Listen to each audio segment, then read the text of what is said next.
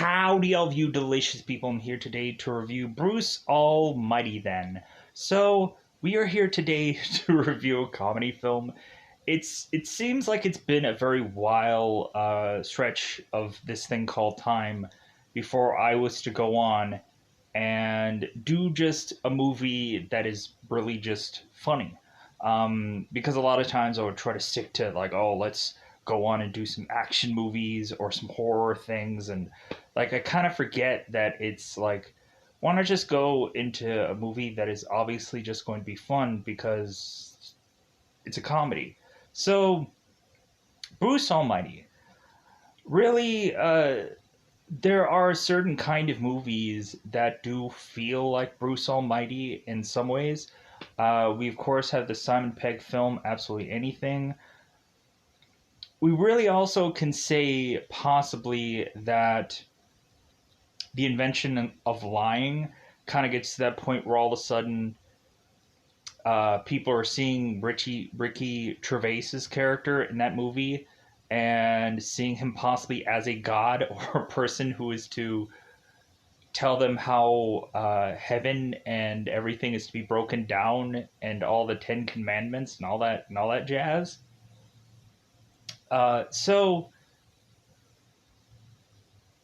going into a movie like this, where we have a guy who is to be dubbed with the powers of God, but not the ability to tell anybody that he is actually God, is a really interesting kind of approach to things. So, because I know a lot of us would probably just like want this kind of wish fulfillment or to perfect their life, but then within this movie, we kind of have Bruce, who from start to finish is kind of a very self-absorbed guy. And when really looking at it, there's probably a number of us that probably are self-absorbed, probably case in point. Um, but like really when it comes down to it, we're all like wanting to do the right thing eventually when it comes down to it, when we're kind of seeing somebody in trouble, we want to go on and try to like morally like help that person or talk to that person or just kind of talk things out. And really at some points we do have Bruce trying to do the right thing for other people, but it seems that most of the time it's honestly for Bruce's benefit. Sadly enough.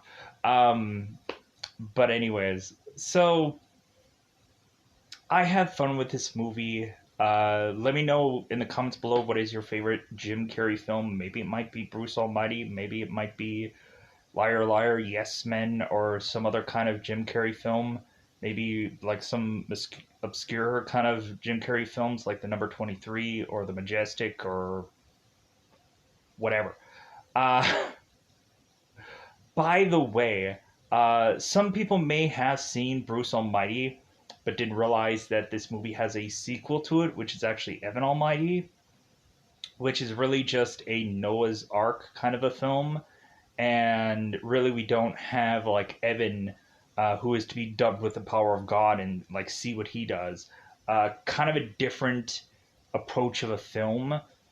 Um, but it would have been interesting if they would have just gone the exact same route as Bruce Almighty and just would have gone and give this power to a different person to see how that would have played out. But it is what it is. So, going into this movie is just, there's so much like packed full of just lines and so much to remember and so much to get into. So hopefully when we get into spoilers, I'll remember all that stuff because there's a lot to just probably compact. So, in fact, with that said, let's go on into this thing that is to be dubbed spoilers. Really easily, this is a, like, I would have to say that this is a good film, if not a little bit better. It's good. Yeah, you would honestly have to easily go on and give it that title. But anyways, uh, how could you not just say that it's a thumbs up a good movie. Some people may not feel that way. Some people may get annoyed with this film because of some of the goofy things. Um, I honestly think a lot of people would want to go on and see like the female version of this movie, as well as a number of other films that I would go on and review. I'm sure a lot of people would want like a female side of things, which I don't know why like we possibly don't have certain movies that go on and like showcase like Bedazzled. It would kind of be interesting to see like a gender swapping version of that movie, or Bruce Almighty, like a gender swapping version. Like I would go on and say that there could be a number of interesting ways things could really be played out with a simple switch of a gender. Um, I don't know, maybe someday. So with that said, yeah, let's get into spoilers. Let's double five this bad boy up because I think it's about that time to go out of our way to say that it is Bruce time. Bruce time. It's about that time to say that we are going to Bruce our way into spoilers. Why? I don't know. So, in the very beginning of this movie, we of course have Bruce Nolan that is to be anchoring it up and to go on to talk to the Kowalskis, both Mama and Vol Kowalski. So Bruce Nolan is going and trying to talk to these people and wondering why they are trying to make the world's record cookie, because it seems like they're trying to beat a 7 feet cookie and they are possibly going to break the world's record. So Bruce goes on and questions the mother, of course, the mama Kowalski, and is like, "Well, hey, why did you go on and want to put this record together?"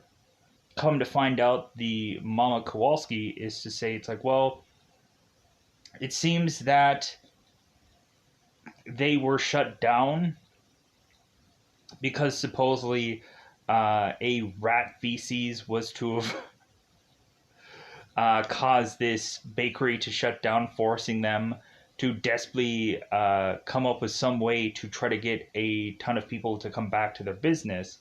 And so Bruce, who's just like, oh my god, he immediately goes on and he's just like, no, we're not going to take that take. So Bruce goes on and then turns to Mama, take two, and of course is asked like, well, hey, like, why did you want to go on and make the world's biggest cookie? And cue up Mama here, where she goes on and she's like, because to feed all the children?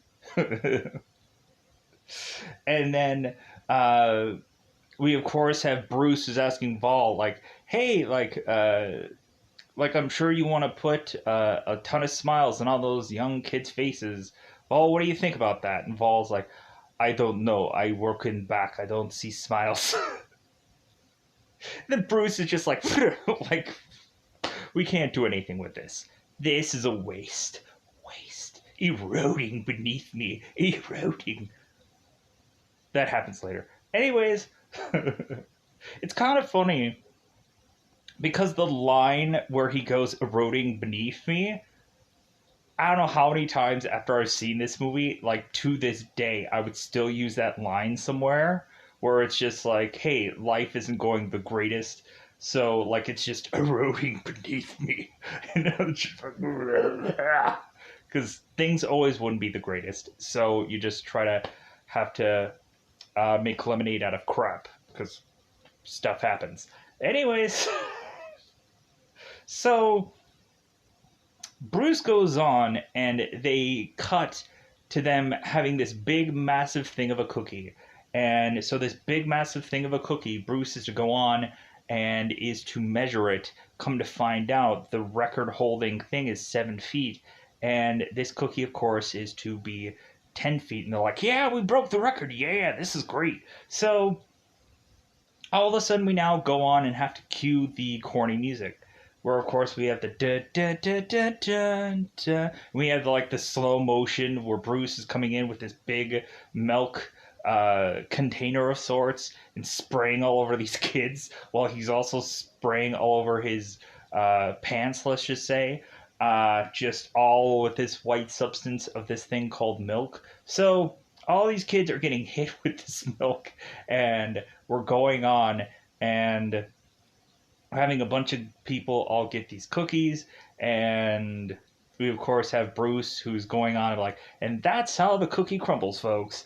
And they cut, and he's rolling his eyes, and we of course have both Bruce and we have Grace, who of course are to be watching this taped footage, and we of course have Bruce that is kind of already in defeat because he's realizing it's like they don't like this fluffy stuff. They don't like these kind of pieces, and we already have it where we're immediately thinking that Bruce is probably not going to get the anchor job and Evan will be. And so we have it here where Bruce is to also have said this like nice little piece to end the little fluff piece that he did, and we'll find that that line is a little bit similar to somebody that is to go on and have this little speech later on. So we really just have it where like Bruce is having these problems consistently. He immediately thinks me, and is to go on and just be frustrated that things are just kind of working against him. But Grace is to kind of toss some photos of Bruce, and so Bruce is to go on and start to flip through them, and he's like, "Ooh, this one's pretty nice. This one's pretty steamy. Like maybe I'll send this one to Penthouse." And so Grace, who's walking away, and then walks back in to jump onto Bruce here and knock him over. So cue the next day, and so Grace is going into the shower. Bruce is realizing that their dog, who I believe is Sam, is kind of just peeing in house because this dog just consistently likes to pee in this thing called a house. So Bruce goes on and is trying to grab this dog and run him down to the outside. And by the time that this dog is consistently like peeing everywhere, by the time Bruce drops this dog onto this ground, Bruce does not pee. And so Bruce is like, how many times do I have to tell you? That's inside, this is outside. That's it. Like, you have to pee out here. You have to go to the bathroom out here, kind of thing. So, pushing on. So, we have Bruce and Grace who are going off to work.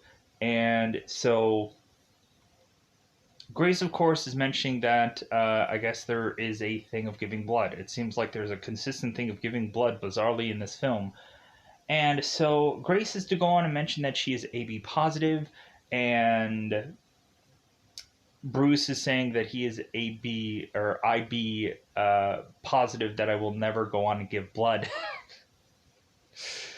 Because he's like, I don't like the feel of it. I don't let him know. So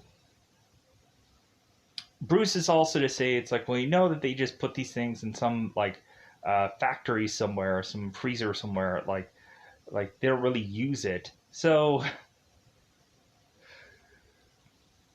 Grace, of course, is to go on to do her job, which is basically her being some teacher, which we consistently find when she is to do these teacher moments. We have one kid who is to be eating glue paste, or is to also be scarfing down some glitter of some sort. And we have later on in the movie where Grace is like just saying like, that kid is gonna poop in an ornament. So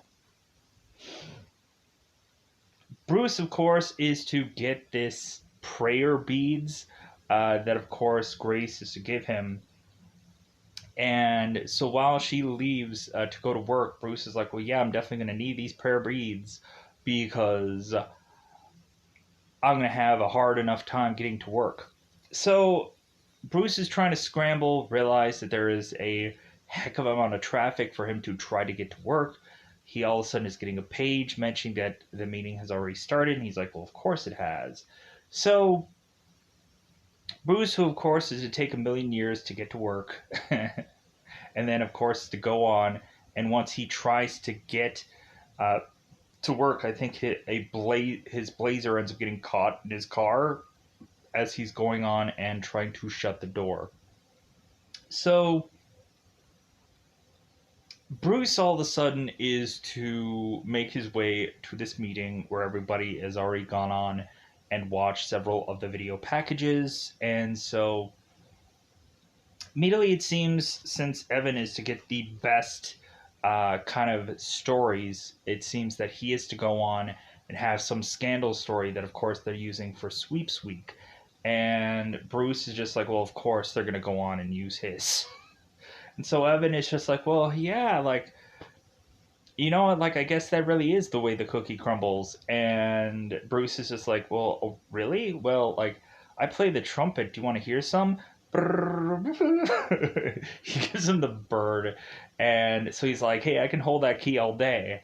So both of these two really hate one another. That's obvious. But because really they have a lot of people kind of fighting for the same job, because we of course have Jack Bayer here that is really having to decide which of his people are to be the latest news anchor, because of course we have one of the news anchors who's actually retiring, so they have to go on and choose between a number of people going on and doing things for the anchor job. So we go on and we have Bruce, who is to run out of the meeting, and he's going and talking to Jack. He's like, you know what, Jack, I'm just desperate. Like, I'm drowning here. Like, just give me something, please. Just give me like give me some kind of responsibility. Give me something like that I can kind of put into Sweeps Week, please.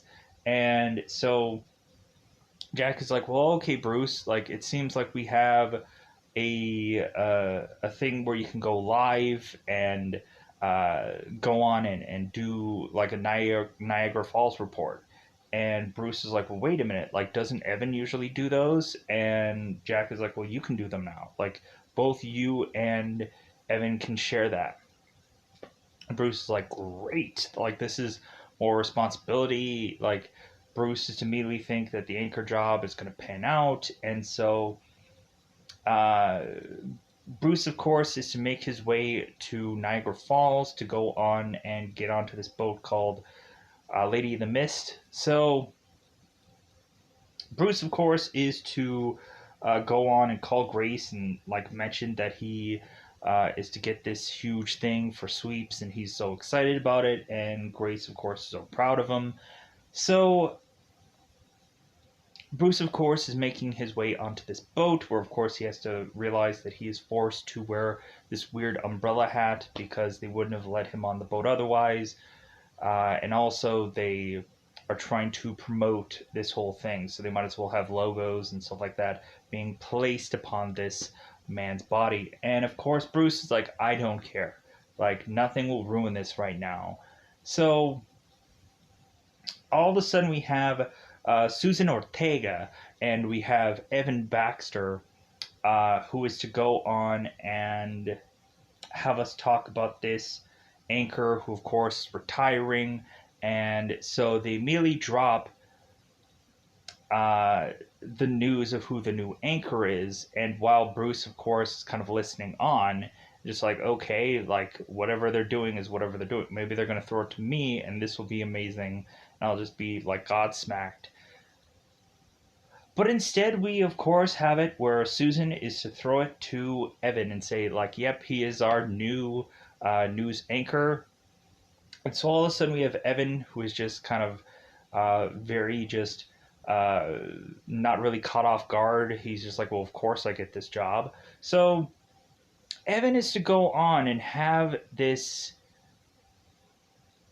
whole kind of speech prepared that he basically took from Bruce from his video where he's going on and talking about that this is all just a sweet place and this and that, and basically stealing the ending of Bruce's cookie story, and like use the tail end of that, and Bruce immediately is to have heard all that through his earpiece. So now, of course, they're going to go on and transition to Bruce here at Niagara Falls with the Lady of the Mist ship. So we, of course, have Bruce, who's he's frozen. And so we have Ali Loman, who is kind of at this area, who is just kind of like, Bruce, you know? And so Bruce is just like, oh, hi, everybody. Like, and they're like, oh, thank God we caught him, because we thought there was like technical difficulties and all that stuff. So Bruce all of a sudden goes on and he is to start talking to people on the boat, and really again the focus is all on him. And Bruce is to kind of mention here, it's like, well, hey, like Audrey Hepburn, like, are you just kind of ticked that you threw the blue diamond over over the boat? And this whole lady's like, what? And so Bruce turns to the other guy, the guy that's the captain on the Lady of the Mist, and he's like, oh, and then he's like, oh no, come on. And so Bruce, of course, go on and ask this guy a question about like that this guy has so much experience, and why is it that Bruce didn't go on and get this anchor job? And this guy is like, well, gee, and so Bruce is all of a sudden, he's like, well, hey, like, is the Great Falls like the height of my career, like that's been eroding beneath me. And so all of a sudden we have it where the guys in the booth are realizing that it's like, dude, we should pull this. Like, he is upset. Like, and like we're just getting nothing, so we might as well just kind of pull this and just say that there was technical problems or something. So after they're saying like, hey, like we're gonna throw it somewhere else, and so Bruce is just like, well, back to you guys, ers. And then it's live. What can they do? And they're like, wow, he is ticked, he is mad, yeah. So I almost cussed there. So Bruce, of course, after that whole ordeal, is to go on and get fired, of course, because, yeah, he was, of course, to go on and say things that he should not have, and so really that went on and made him lose his job. So we, of course, have Bruce, who is to make it out of this this news anchor building. He is to go on and kind of rattle off the initials and just be like, well, baby whiner, you baby whiners, you. So he goes on and he tries to make it back to his car with his box of stuff, and he's hoping that he's going to go on and get some other job at Channel 5 or some other competitor of theirs. So all of a sudden, we of course have it where Bruce is to consistently see this hobo that is to have these signs, and we of course have it where Bruce is to really go on and read these signs and just be like, just get a clue.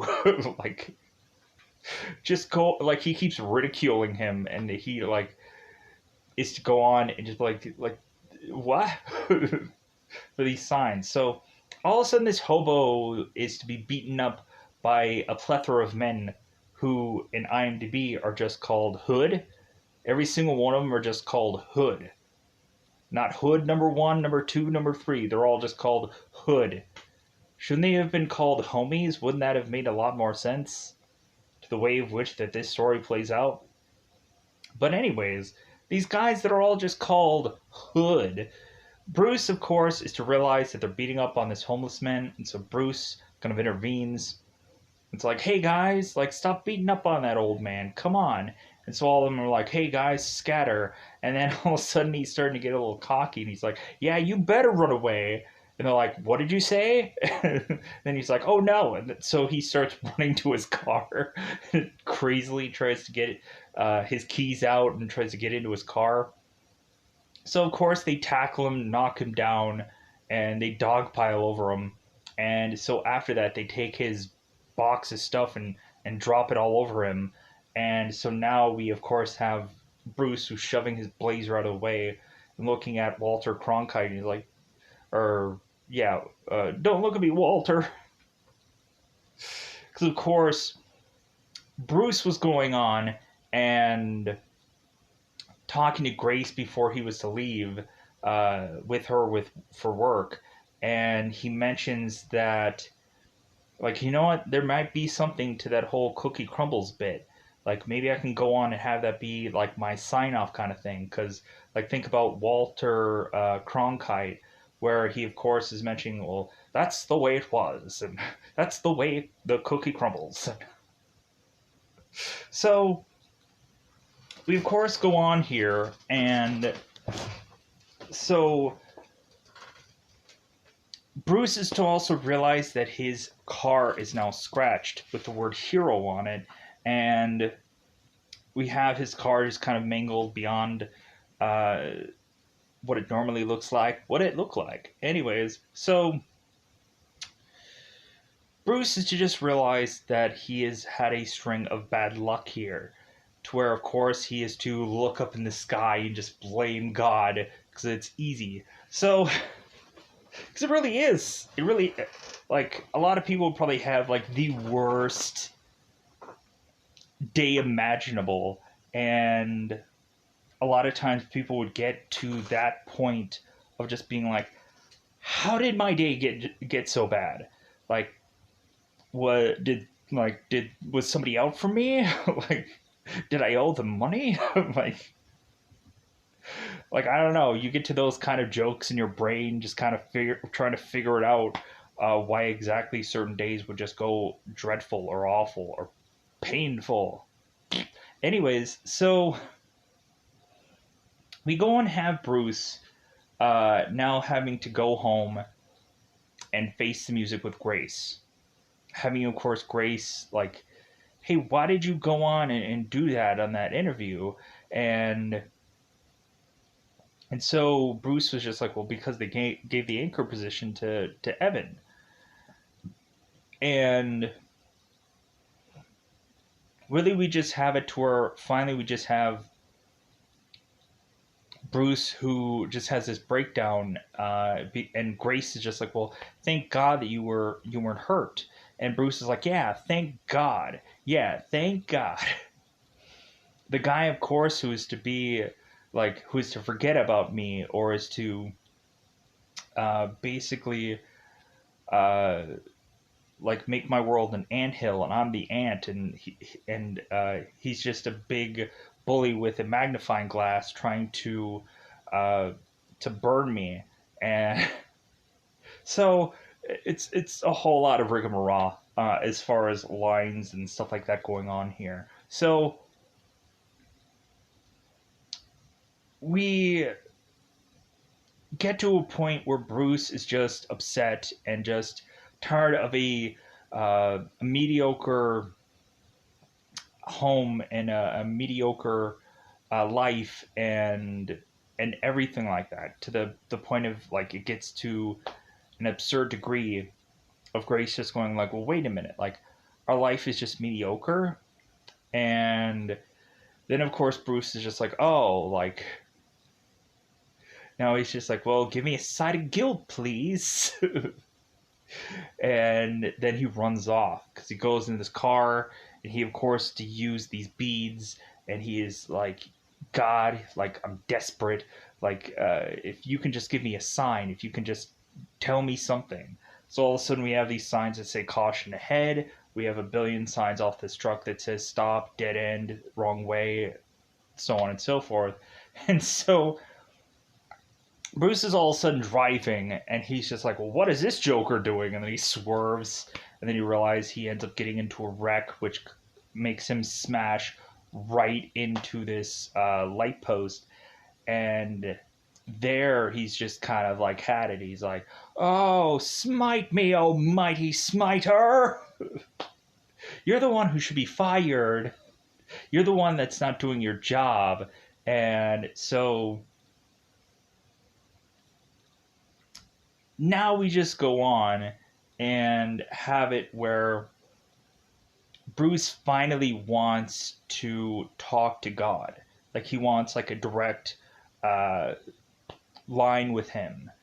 And so all of a sudden we just have it where Bruce is just getting paged from a number that's 5550123. And Bruce is just like, well, sorry, like, I don't know who you are, but I wouldn't call you if I did. So, Bruce of...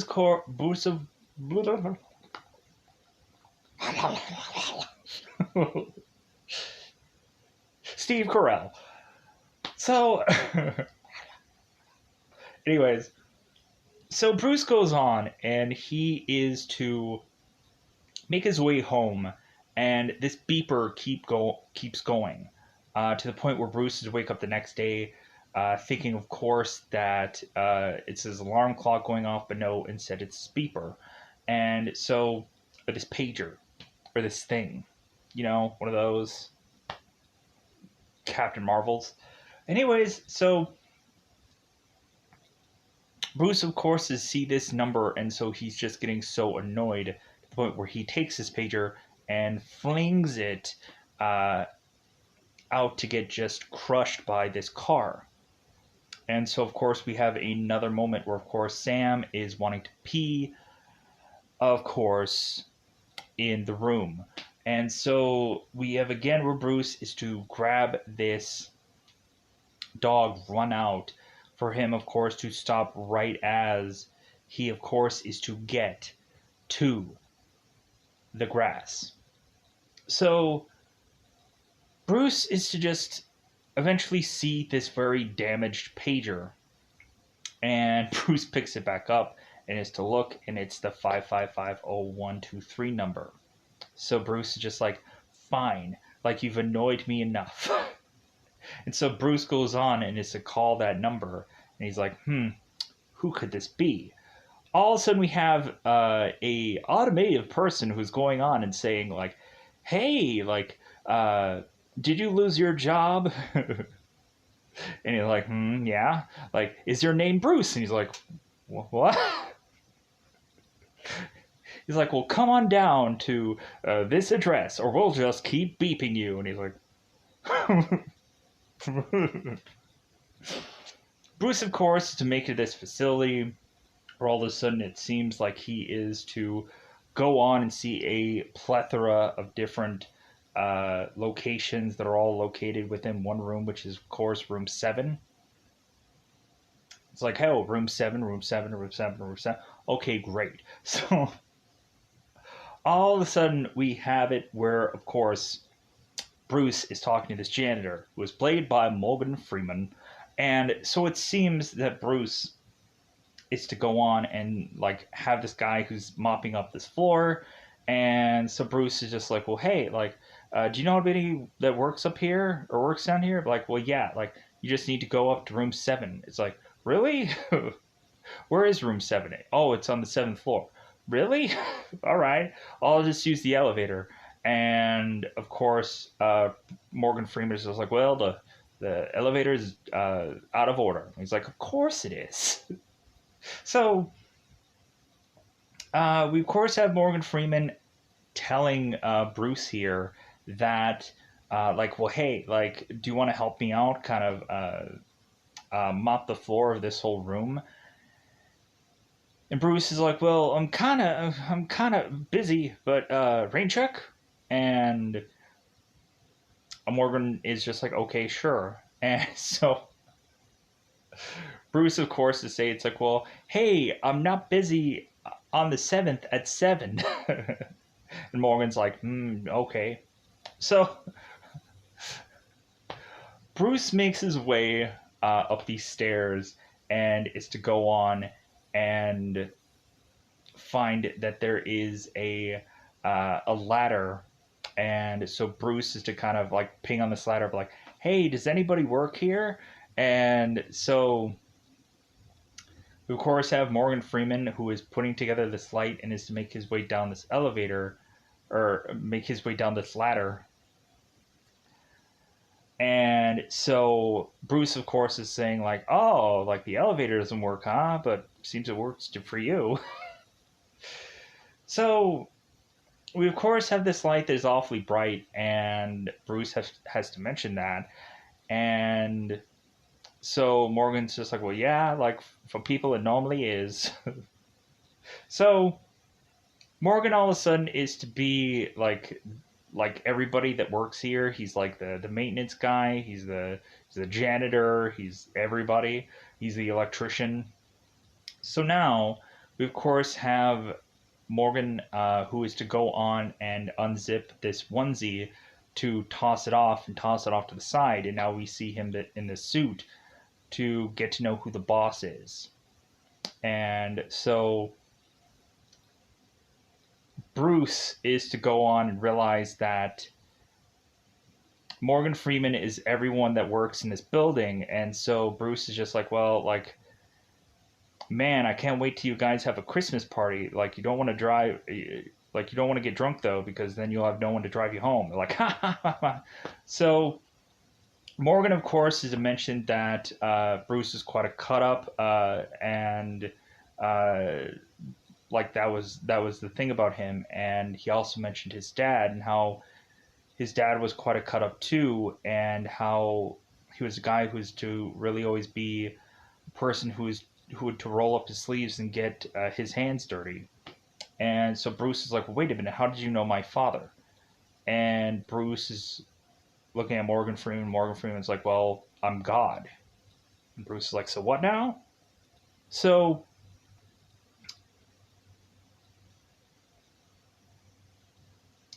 Bruce is like, I don't believe it. Like, if anything, like, you suck." And, like, I don't believe you. So, ding, ding, ding. Survey says, God. So, because we, of course, go on and have God, who is Morgan Freeman, go on and have Bruce with this massive file cabinet of everything that Bruce has ever said. And so Bruce to open this filing cabinet, and all of a sudden he's getting like clocked with like all of this filing system like flying out. And so Bruce all of a sudden is like hanging on. He's like, "Oh my god!" And he like smacks and freaking is now uh, like holding on to the handle of the filing cabinet system. So God, of course, is to pick this one file of the last thing, of course, that Bruce had said about "Smite me, almighty smiter," and God is a bully and anthills and all this kind of this rigmarole that, of course, we've already heard Bruce say at some point. So Bruce, of course, is to have this whole filing cabinet thing reeled up to where it hits him, and he's like, "Purr." So we of course have God, who's talking about like, I'm not much for blaspheming, but that last bit kind of got me it was kind of funny. So Bruce immediately is thinking that there is some kind of illusion, that there is some kind of joke here or some kind of trick here with the filing cabinet system and how it really isn't what it really is. And so Morgan, of course, is going on like, "Well, like, where do you see the trick between the wall and the concrete?" So we really have it where Bruce is now just like, well, I have to be, I have to kind of figure out how to beat this guy somehow. And so we of course have Bruce, who puts his hands behind his back, is now asking God, of course, what uh, kind of fingers are behind his back. So God is to say every single combination, 9, 4, 1, 2, blah, blah, blah. And so Bruce all of a sudden is to go on and be like, well, like, uh, what is behind my back now? And so Bruce to have at first 7, but then he changes it to 5, and then he goes on and puts his hand out, and he has 7 fingers on one hand, and he's like, "Whoa." It seems that God had played that same trick on Gandhi, and Gandhi hadn't ate for 3 weeks. So Bruce, of course, is to now have to believe that God is Morgan Freeman. And so, of course, Morgan Freeman is to tell Bruce here that by the time that he is to have, of course, left this uh, this environment, that he will be bestowed upon the powers of God. And so Bruce is just like, okay, sure. Like, so Bruce all of a sudden is to leave. So when Bruce is to get out of his car, which he kind of barely could do, because his car doesn't work all that well, immediately when he makes it into this facility, he is to step right into this big, massive puddle that he didn't even realize was there. And so when, of course, Bruce is to make it out of this facility, he is to walk over the watered part of this hole, and Bruce doesn't even realize it. And so he goes back into his car, and he's just like, no, like, there's no way that this is true. And so of course, Bruce is a skeptic like anybody would normally be at this kind of point here. So Bruce all of a sudden is starting to drive off, and he's like, no, like, you know what? If really and truly, like, I am God, then I'm Clint Eastwood. And so, if anybody is to have gone on and seen Jim Carrey's stand up, we of course have Jim Carrey who would go on and do like Clint Eastwood uh, kind of impressions. And so, we of course have Jim who is in this rearview mirror, and he's looking like Clint Eastwood, like, and going on and doing the whole like, this is a 44 Magnum and the strongest handgun, like, and so Jim, of course, or Bruce, of course, is getting shot at by the back of his car, and so Bruce is just kind of like crazily driving, and so he gets out of his car, and he's like, no, there's no way, like, that this is happening, and But then he whips out the 44 Magnum, and he's like, no, no, no, no, I'm not Clint Eastwood. I'm Bruce Nolan. So all of a sudden he whips out uh, he whips out his hand, of course, from this blazer, and is to go on and find, of course, or from his clothes, and he's to go on and find this microphone where he tosses it in the trash. So Bruce is to slowly but surely learn that he is this thing called God. And so it seems that Bruce is to immediately go on and scramble his way into this diner and test this whole thing out. So Bruce is to desperately just need coffee and try to figure things out. So all of a sudden, Bruce is to kind of push his hands, and all of a sudden, he is to grab onto sugars or certain items, and he's like, "Ooh!" And so all of a sudden, we have the guy in the diner who's just kind of looking on at this kind of bizarre like thing that's going on with this guy. So of course, we have the waitress who's to come to Bruce and to mention that there, of course, is to be a tomato soup. And so really all like Bruce is like, well, that's fine. And so of course he is to realize that he needs a spoon, and the spoon comes out of his mouth. So he was almost asking for a spoon, but he realizes that he found one. He's good to go. So all of a sudden we of course have this soup. And of course Bruce uses power to part this soup like the Red Sea, which is kind of funny. Because of course, if you remember the Ten Commandments, of course Moses movie, or yeah, of course you would remember the whole like separating of the Red Sea. So all of a sudden we have this like weird like blowing in the air, like everything's going wild in this diner, and then Bruce is like having or and then we have it to where God is like having fun. Bruce is like, oh my god, like you scare the crap out of me. So Bruce, of course, is to be pulled aside by God and is to mention it's like, hey, you left too quickly. I have to go on and now tell you the rules. So God is to tell Bruce that Bruce cannot have anybody know that he's God. Like, Bruce does not want that kind of problem. And so, yeah, just like go on and like don't tell anybody.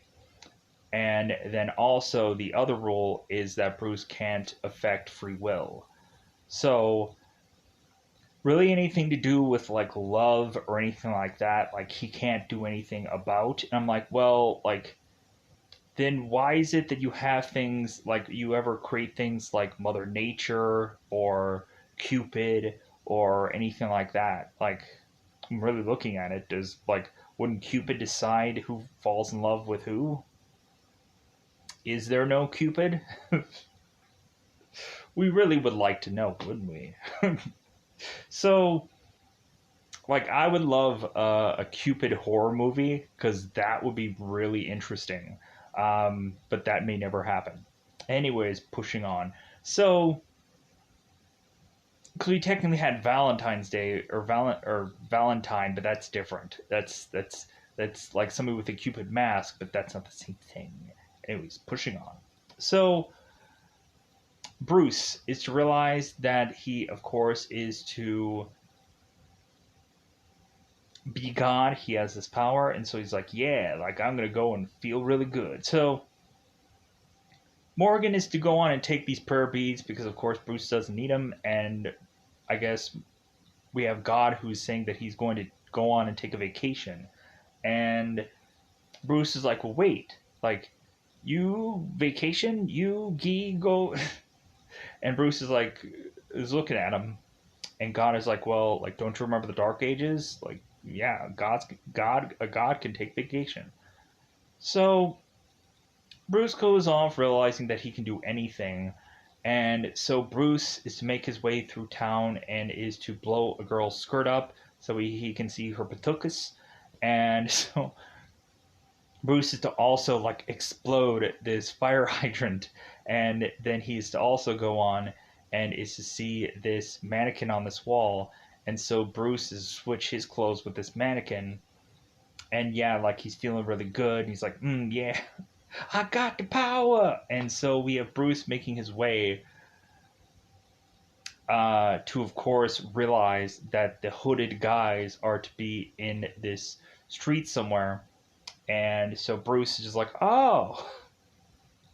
So he's just like, as he's like sucking up his chest. So, like, to me, like, this scene kind of reminds me of the Mask movie where we of course have the mask going on and doing that whole balloon trick where he all of a sudden is to make this gun and then he's to shoot up everybody. Same kind of scene in my mind. So Bruce, of course, is to make it down this alley, and we have these guys who are like, "Oh, like so you want a second? You want seconds?" So Bruce, of course, is like, "Hey, my brethren, like, please, like, let me continue on my righteous path," and like this and that. And I'm just like, okay. So we of course have these guys that are just like, yeah, like whatever you're saying here, like, if anything, like you're gonna go on and tell me eventually at some point I'm gonna have a monkey up my butt. And Bruce is like, well, like now is the time. Like this just feels like Wishmaster to me now.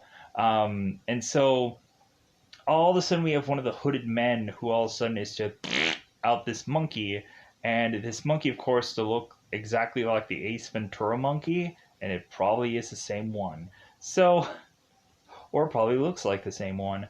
So we go on and have, of course, this guy who out a monkey, and so now all of a sudden, like everybody's like, "Adios míos, it's the Diablo," and so they're running off, and so Bruce is just like, "Wait a minute, like you forgot about something." All of a sudden, he like he like locusts them and is going on and having these guys being attacked by these locusts, and so all of a sudden the guy in this enormous pain because a monkey just flew out of his butt is to try to go on and get up and try to make his way onto this fence as of course Bruce is to like see this monkey, and Bruce is just like, well, hey, like uh dwelling monkey, like you need to go back home. So Bruce goes on and forces this gangster to get a monkey back up his butt, and so Bruce goes on and is to, of course, realize that he can do anything now. And so he's just like, like, time to really win over Grace.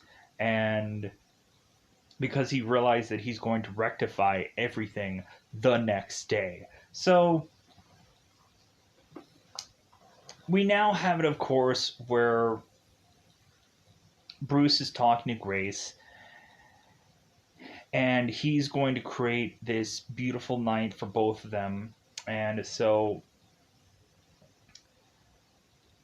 Bruce and Grace are talking about their day, and so we also have Bruce that tends to say words like "be a beautiful day," which it's kind of like the one of a kind liners and stuff that Jim, of course, used throughout this movie that eventually he never uses again.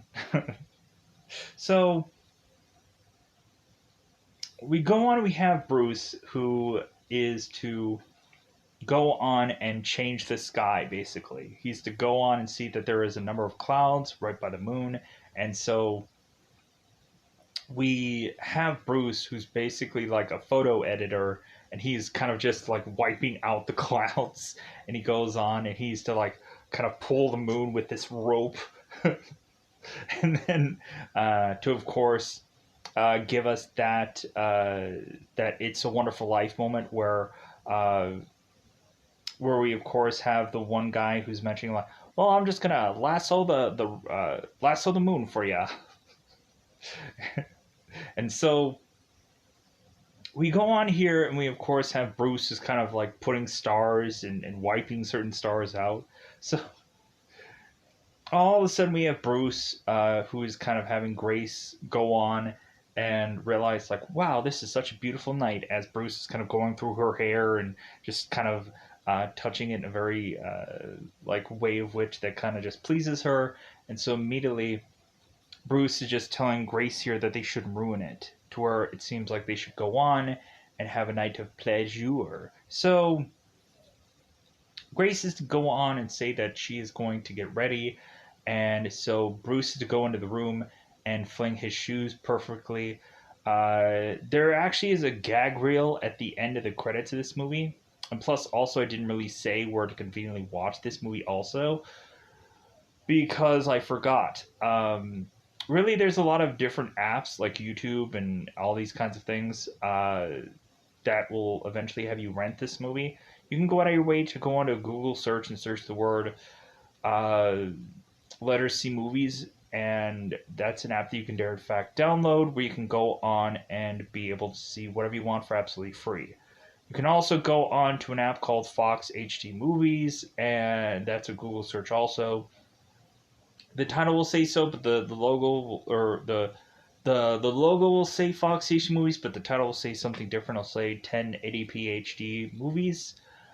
And you can also go on to an app that is to be Google Play Store searched, and that, of course, is to be called TV Crush.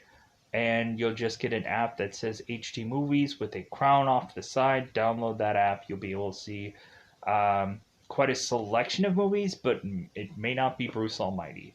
But, anyways, so with that said, Bruce, of course, again, is to go on and is to be able to push off every single one of his clothes as if they are tearaway. And so Bruce is to go on and then uh, realize that Grace is taking a long time into this bathroom. And so Bruce is to go on and try to control her through the other room by having her getting pleasure. Because, of course, Bruce is to want to try and win Grace over as much as possible by having Grace just kind of quickly trying to get ready. And so Bruce is going on and saying, it's like, well, hey, like, we're going to have a night of pleasure.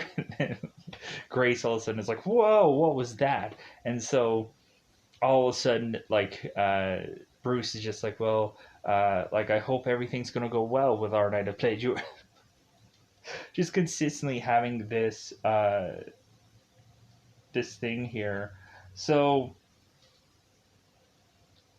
we go on and we have now Grace, who is just like a mess, technically, but it's Jennifer Aniston, so never really mess. But anyways, so Grace is to go on and just have Bruce here just kind of do this kind of wrestling move to slam her onto this bed, and they of course are to make these weird obscure sounds that make no sense. So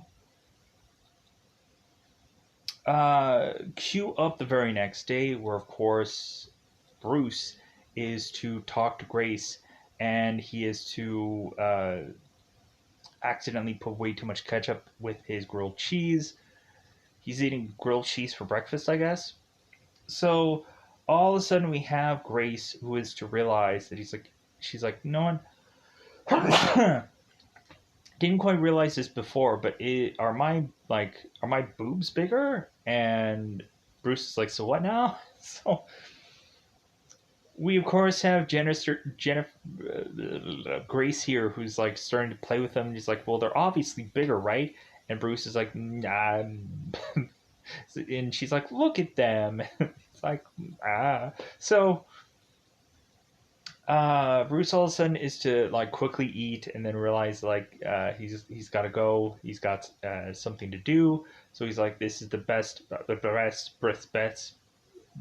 Thank you. And then he walks off. So Bruce is to have this camcorder at this kind of dog event of sorts, which police are training these dogs on how to be able to do all these like police maneuvers and stuff like that. So we have Phil Seidelman here, who is a news anchor for Channel 5 and is to notice, hey, Bruce, like, hey, like, didn't you get fired? Like, didn't something go horribly awry for you? And Bruce is just like, well, yeah, I'm here to go on and like do some kind of report. And Phil is just like, well, really? Like, I think this whole place is tapped out. Like, I don't think you got anything. I don't think you got anything. And Bruce is like, oh, well, we'll see about that. So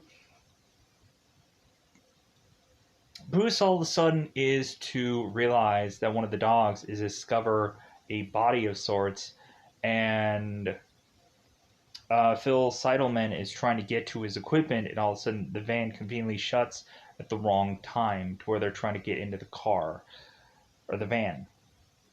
So we of course have Bruce, who is to find this kid and is to tune up this camera for him to of course use. So this kid takes his camera, and we of course have Bruce, who is to have this crazy story about these guys going on and finding the body of Jimmy Hoffa.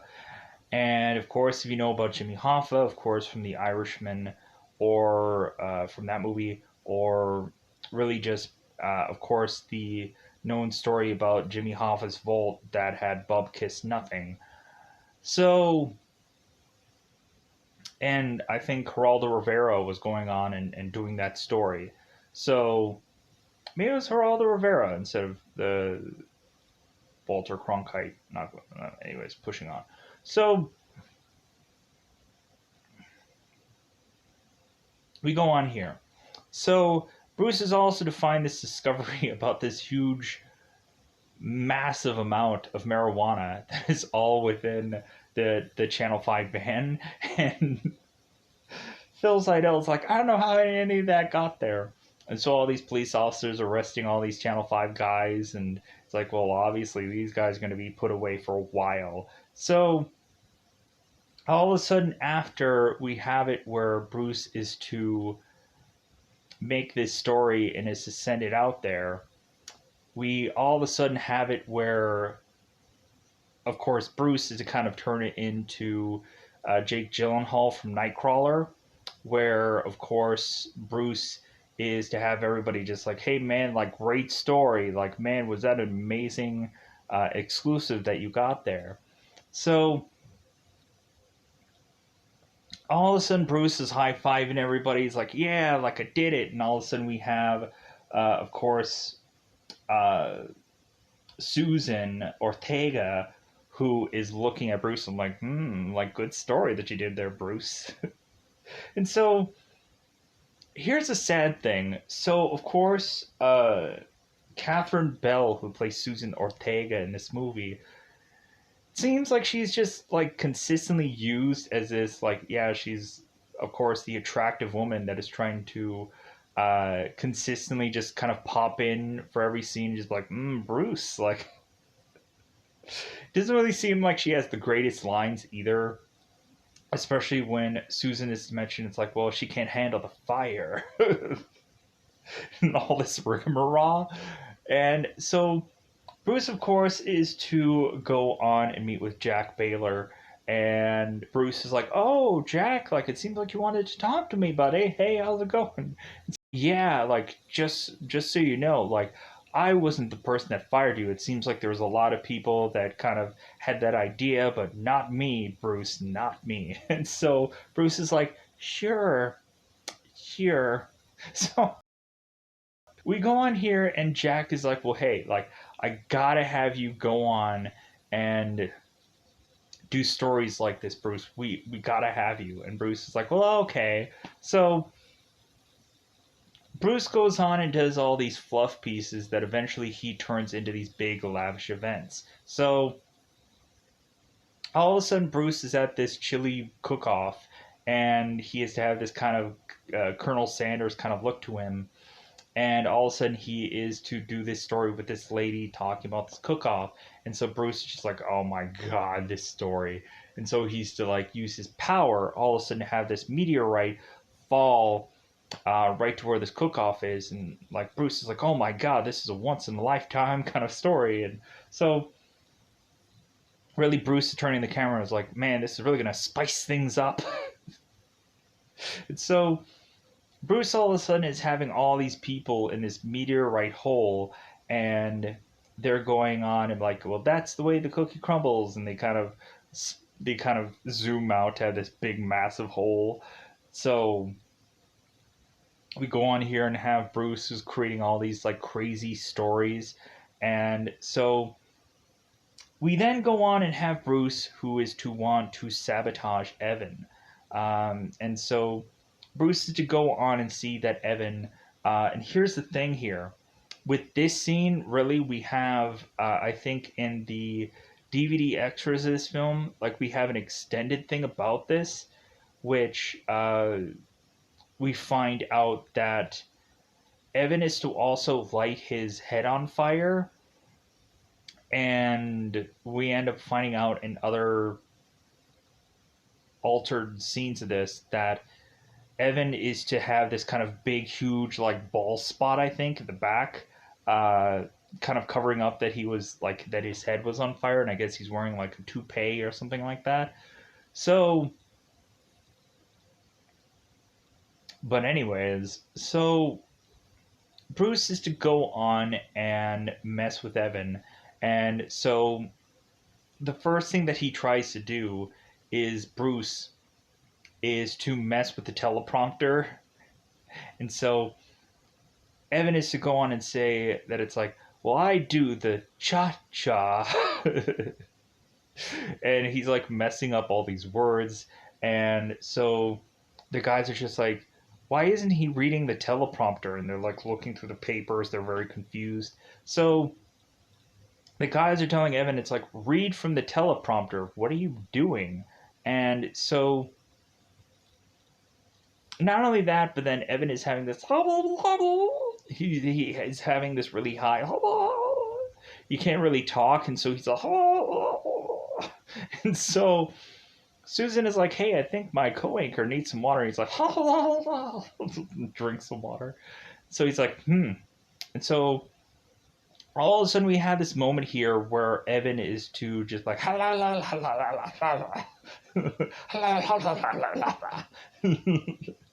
this goes on for a while. So they're realizing that Evan is completely messing up here. To where all of a sudden we finally have it where like these guys have just had enough with Evan, and so they've realized that it's about that time for Bruce to go on and have this anchor job. So we have at one moment we have a moment here where Bruce is to kind of wake up in one morning and he is to hear all these voices and he's not quite sure what they all are. Bruce, of course, going on trying to like clean his ears out, hoping that all these voices will go away. Not really thinking that he's crazy or anything, but just going on, just going like I don't want to hear any of that jazz. So Bruce all of a sudden is to get this anchor job, and all of a sudden there's, of course, Tony Bennett singing the background, and Bruce, of course, is to have Grace go to a spa day because he has some big news for her, and they're going to this unique restaurant for Bruce to break this news to Grace. And Grace, of course, at this spa day, and she's having some woman just step on her body and crack it.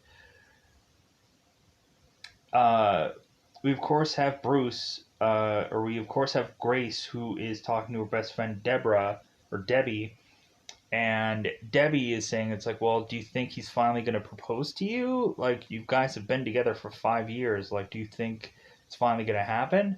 And Grace is like, well, I don't know. Like, maybe. Like, this would be the perfect time. So they go and have this dinner together, and so Bruce is to kind of have this wine poured into this bottle, and then Bruce drinks the bottle. So because Bruce is made of money basically at this point, he really just becomes Mr. Exclusive. So we go on and we have Bruce, who is to finally go and seemingly bend a knee and tell Grace, like, well, hey, like, I'm going to tell you the great news. And like, I can't wait because it's like an alien, it'll just spill out of me. And Grace is like, oh my god, this is the moment. And so Bruce goes on and he is, of course, tell Grace, he's like, yeah, I finally made anchor. He's like crying and he's all teary eyed. And Grace is just like, that's it? And so Bruce is like, well, yeah, like I finally made anchor. Like, we've tried so hard for this. And so Grace is just like, that's all. It's like, you know what? Some people would probably want marriage, or some people want a baby, or some people would want like, and like that's it. So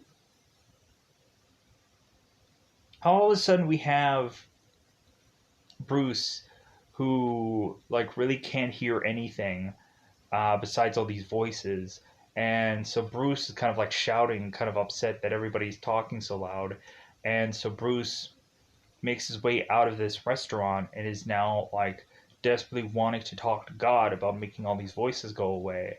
So Bruce all of a sudden is talking to God, and he's talking to him right at Mount Everest. And God, of course, to make a joke that Bruce is dead, and he's like, I'm dead? God's like, no, I'm just pulling your leg there. So God, of course, is to mention that Bruce is just letting all these prayers pile up. And that's what happens when all the prayers pile up, that all of a sudden they just come in as all these voices. They're all prayers. So he has to do something about it. So Bruce is just like, okay, like that makes a lot of sense. So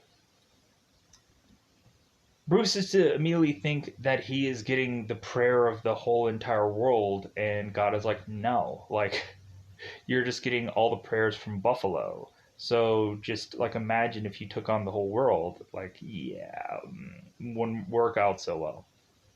So like, could you imagine if they did a movie where like technically there was a god, but there was always just a god that would kind of deal with a certain like kind of radius of things. Like you would have a certain number of gods that were kind of controlling certain smaller areas. Like a lot of people would just go on and be like, well, why not just have that be angels? I don't know. It would just be a really interesting story. It'd be like you'd have a certain amount of gods that would go into a certain amount of locations, and then you would just have angels that are possibly in those areas doing the smaller jobs, the smaller gigs, maybe. I don't know. It'd be interesting. It would be kind of like nobody's looking, but yeah, it might be somewhat similar to that. Anyways, so we go on into this story, and so Bruce is to kind of realize, like, okay, like, I just got to figure out how to handle all these prayers. So at first, he's just like, well, how about, like, have a filing cabinet system of all these prayers? And then he realizes that all these file cabinets would fill the whole entire room. And he's like, well, post it notes. And then all of a sudden, he has a million post it notes that are to cover this whole entire place that he's in.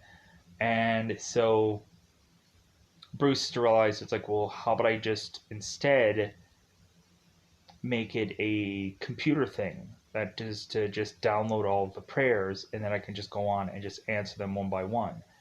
So Bruce all of a sudden is to go on and see this big massive list of all these prayers that have to be downloaded. And so he's like, well, okay, this is going to take a while. So all of a sudden, finally, everybody stops praying, and then there's like a million prayers. So Bruce is like, man, like this is going to take a while. So Bruce is to get fresh brewed fresh brewed coffee from Colombia, and so he is to manifest coffee. So Bruce all of a sudden is to yes and no from every single one of these prayers, and he is to realize that as soon as he finishes all of them, there is a couple million more that appear. And he's like, God, you whiners. So it's like, well, again, because Bruce is to only try to figure or fix everything going on in his life, and he doesn't go on and fix any others. Like, I guess Bruce doesn't have a good enough like friend system, or doesn't go on to have like fix everybody else's like issues and problems and whatever. Just because, again, a very self-absorbed guy, sadly enough. So Bruce is to go on and he is to just say yes to everybody.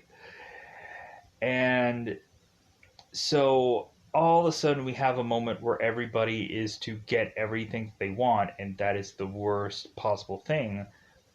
Because now, of course, we have a ton of people who all win the lottery in Buffalo, and nobody really gets a decent payout. Everybody gets like $17. And so all of a sudden, like Bruce, who of course is Mr. Exclusive, everything's working out for him. He's in this party that is this big lavish mansion, and so all of a sudden Bruce is desperately wanting Grace to of course be at this party, and Grace is like, I don't know. So the funny thing, like, this movie has a really interesting and a really fun soundtrack. And so I'll talk about that, like where we have like the Mick Jagger song, they're like, God give it everything I want. And so we of course have at one point Jim Carrey's doing the uh, like What if God was one of us? Like every single like song has some kind of God thing tied to it. Um, but there is also this really interesting Avril Lavigne song uh, that kind of plays right around this point where it's the song "I'm with You," which actually is a pretty good song. Uh, like funny enough, like the song that probably came out for that year that was actually a pretty good song for this movie. Anyways, so really at this point we have Bruce who's turning water into wine, and so everybody's going on and saying like, well, hey, like who do you think is gonna win the Stanley Cup this year? And Bruce is like, well, hey, it's probably gonna be the Sabres because the coach prays a lot. So we go on and have Bruce, and here's the thing about Bruce. We have Bruce who complains about God a lot, but I don't ever see him ever in this movie actually in church. So he complains about God, then he doesn't go to church. Kind of weird, right? You would think even more so that a person who would go to church every day or every whatever or every like Sunday or something like that, you would think that this person would even have more to just be like, well, like I listen to you, I go and go to church every single day. I go on and I donate and everything like that. Like why is my life still going so badly? So Bruce is to go on and desperately try to have Sam try to have Grace come to this party, and so Bruce is to kind of use the power of Sam because Bruce had gone on to force Sam to go potty in the actual toilet, uh, and then Bruce, of course, is to force now Sam to try to get Grace to come to this party and is to try to manipulate her. And so Grace is to go on and get his keys tossed to her, and she's like, I guess I should go to this party. So while that's going on, Bruce, of course, is to eventually have Susan Ortega go on and try to put her moves on Bruce finally, going on and saying that, well, Grace uh, really isn't up for all this fire and all this jazz. So Susan takes Bruce up to this room and they are to go on and have these kissing moments and so on and so forth. So all of a sudden, Grace is to finally make it to this party, and Bruce all of a sudden is to realize that he is caught kissing another woman, and so Bruce is to run off to try to get Grace, and Grace is still this kind of upset person who is to want a number of things from Bruce here, like marriage and kids and everything like that, uh, but anyways, so Bruce and Grace have this argument, which just leads to like Grace leaving here. And so Bruce goes back to the party and is to call the party off on account of rain because all of a sudden all the sprinkler systems start going off and everybody leaves. So Bruce then goes on and is to sit on his seat. And of course, to have God, it's like, well, hey, it's not that easy now, is it? And so Bruce, of course, is like, well, yeah, I just kind of gave everybody what all they want, and like it just didn't pan out. So, like, we have a number of people that are mentioned that are, like they lose like 47 pounds in the Krispy Kreme diet and all this outlandish things. So,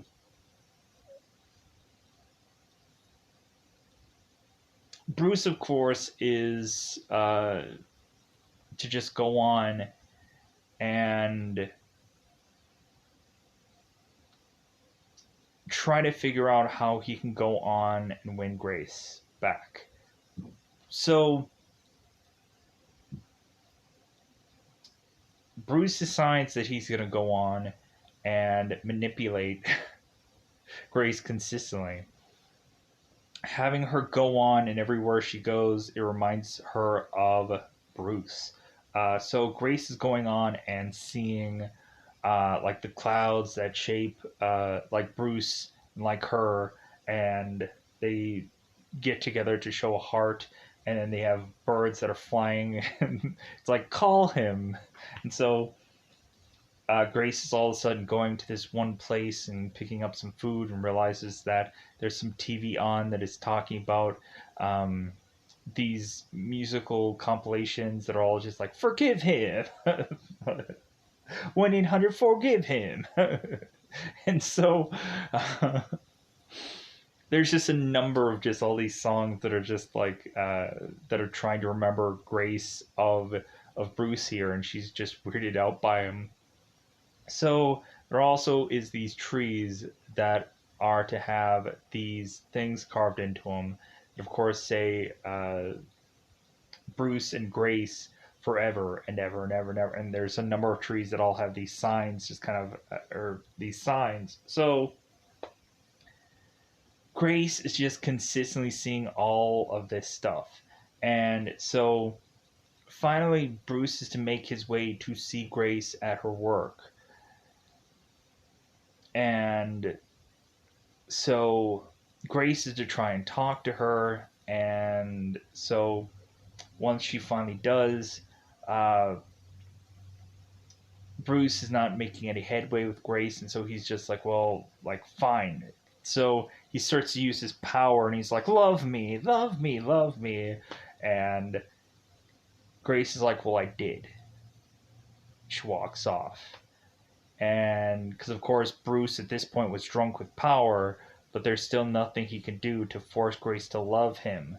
So Bruce, of course, looks up at the sky, and he's like, yeah, free will, I get it. So Bruce is realizing that there's no way that he's going to win Grace over. And so Debbie is to make her way to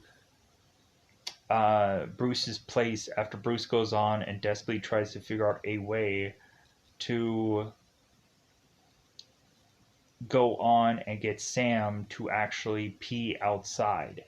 Plus, Bruce is to also see a guy who is having car trouble, and so Bruce is kind of helping him kind of push his car off to kind of help him like make it throughout his day. So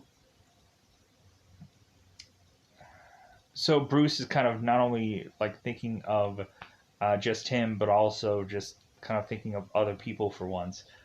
So because we have Bruce who is to kind of change his car to this big massive Ferrari and or Porsche or something like that, and at one point of this scene, and everybody's like, wow, like what a crazy car that you have. And so he goes on and is to go through this road and realize that there's so much traffic, and he's like, well, hey, like what's with all these horses, but you can't gallop anywhere. And so he kind of like shoves all the cars off to the side for him to just drive right through the road. So I'm just kind of recanting any things that I probably forgot, because there's probably a billion of them. So Bruce, of course, is to see Debbie here, and Bruce to go on and showcase to Debbie that he put all these pictures in this photo album. And Debbie's like, hey, did you do all this? And Bruce is like, well, yeah, of course I did. And Debbie's just like, oh, okay. So we of course have Debbie, who's kind of going on and having like one last thing to kind of tell Bruce before she leaves, collecting all of Grace's stuff, mentioning how Debbie like would go through her day, and like the one thing that would kind of get her through every single day. And so really we have it, of course, where Bruce is to still want to be with Grace, and so like really he's just like at this point, he's realizing that he's not going to get Grace here. So, because Bruce all of a sudden is to start to search if Grace is technically praying, because Grace evidently prays a lot. So, and Debbie tells him that. So, Bruce goes and looks at all the prayers that Grace has ever done, and every single prayer is something to benefit Bruce. Like, help Bruce. Uh, like, please, Bruce, do something for Bruce. Bruce, Bruce, Bruce. And so Bruce decides that he wants to see um, where Grace is making this new prayer, and because of course Grace is praying right now. So Bruce to show up at this girl's window, and Grace is to finally have this prayer where she is desperately wanting to forget all about Bruce because she technically still loves him, and she just wants to forget him, and she is just having this heartbreak that is just so painful. And so Bruce, after this, is to finally just be walking through the pouring down rain, and he is to finally give in to God. And, like, at this point,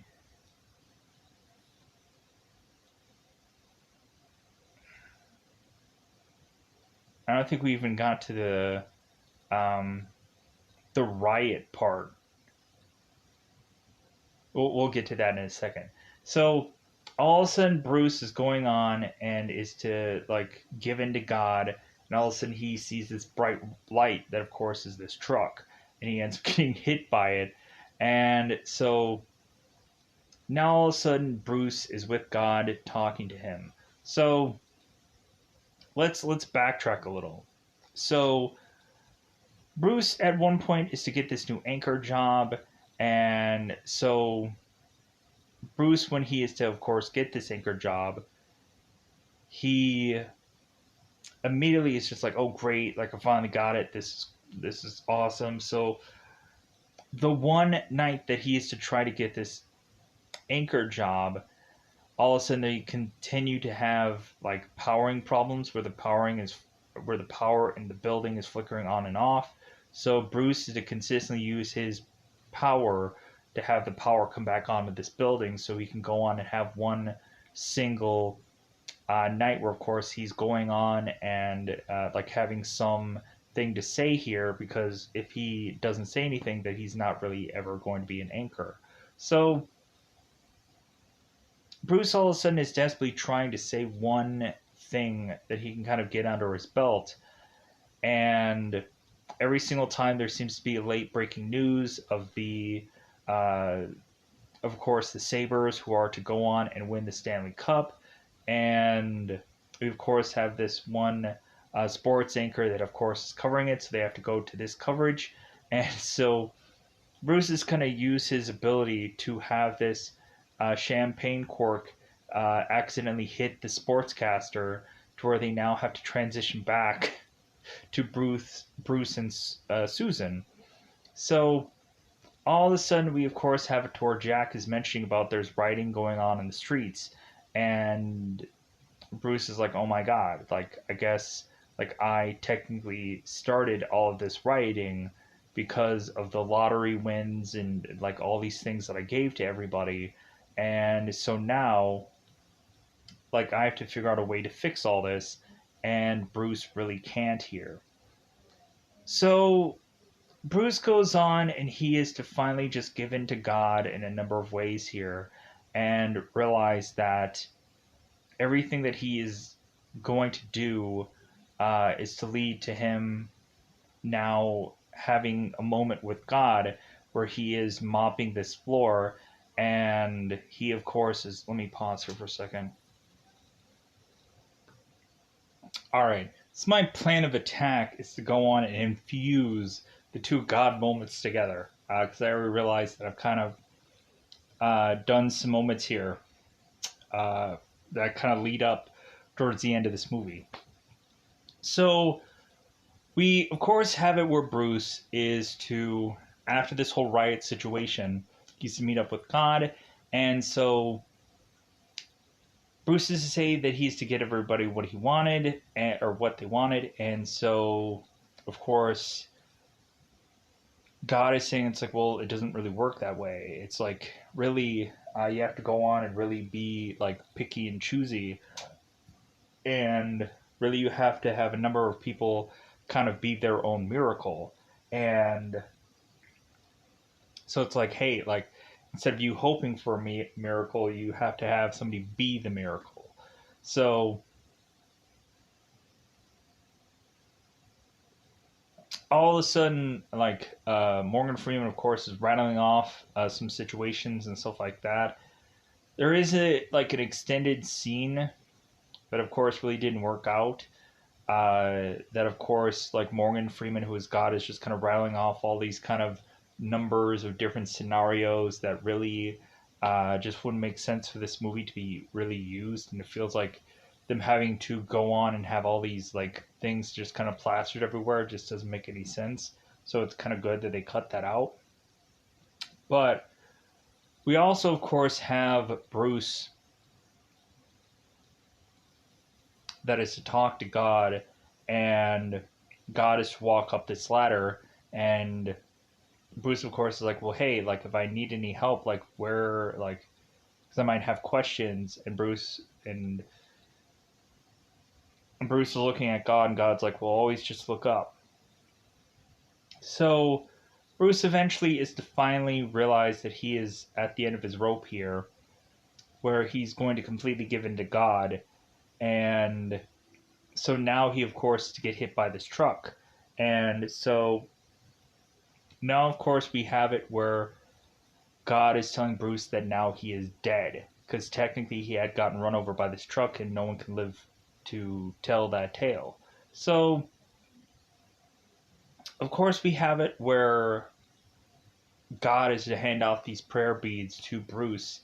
And God is telling Bruce, it's like, well, hey, what do you want? And so Bruce, of course, is saying, like, world peace and end world hunger. And God is like, well, that's good and all if you're running from Miss America, but what do you really want? And so Bruce, of course, is asking for grace, to be happy, and to eventually find somebody that'll like treat her the way that Bruce hoped that she would be treated, and like see her how he, of course, is see her now. And so God here is just saying, oh, it's like, well, that's one heck of a prayer. And so they were like, it's good. So God, of course, goes on and is to zap Bruce here. And he's like, what the heck's going on? All of a sudden, we find out that Bruce is getting defibbed here. And he is to wake up in this hospital. And we have this nurse here who's saying, like, well, hey, like, luckily you made it out of here, buddy. Like, it seems like somebody's looking out for you, or someone must like you up there. So Bruce wakes up to all of a sudden have Grace, who's at his bedside, going on and realizing, like, oh my god, like you look horrible, and so on and so forth. And so we have it where I guess Bruce and Grace are to finally make up here, because of course Bruce is to be in horrible pain, so he probably needs some tending to or taking care of. So some time has passed after Grace and Bruce are to seemingly make up, and so Bruce, of course, is to do another big, massive fluff piece where, of course, he's going on and retaking back his old job because being an anchor just didn't work out. And so Jack is like, well, hey, how about those fluff pieces? And Bruce is like, well, okay, it's same pay and everything like that. So Bruce is to go on and do this fluff piece where, of course, uh, the Kowalski family is, of course, making another cookie, which is a big, massive needle because of course they are doing this with a combination of this blood drive, and how Bruce, of course, is going on and saying that this is a beautiful day, and like, hey guys, go on and of course donate blood. And so we have it where all of a sudden Bruce, of course, to see Grace, and it's like, hey, uh, like this girl is of course being able to deliver blood, and it seems like she has enough to fill her face. And so of course, Grace is rolling her eyes, and Bruce is like, "Well, yeah, like of course, a lot of people go on and tell you behind every good man is a woman who's rolling their eyes. Like, hey, everybody, go on and give blood. Like, be the miracle." So we of course have Bruce, who is to, like, you heard him, like, as everybody's to go on and say, "Be the miracle." So they wrap this up, and of course, Bruce to go on and deliver some blood of his own, because of course Grace is to mention that if he delivers blood that it might be pleasurable. Bruce is like, oh really? Because when Bruce is to go on and need blood himself, it seems that he is to be getting a B blood. And so as soon as Bruce is to look at the blood, um, Grace is to mention, it's like, well, I heard that all the blood is stored in some factory somewhere. Bruce is like, oh really? So now we go on and have the end of this movie finally, and in the end credit scenes, we of course have this very funny blooper reel, where of course I'm not going to mention all the bloopers, but it's some kind of funny parts where of course they kind of mess up some wordages and some verbages and some stuff. Really kind of funny, so you can go ahead and check that out. But without a doubt, I think with how long this frickin' is, I am going to get the out of here. Did not expect this to go this stretch of long, but it is what it is with usually doing reviews. So yeah, have a beautiful day, because I'm going to get the heck out of here, because this will be the last thing that I do. So goodbye, everybody. Bye, everybody.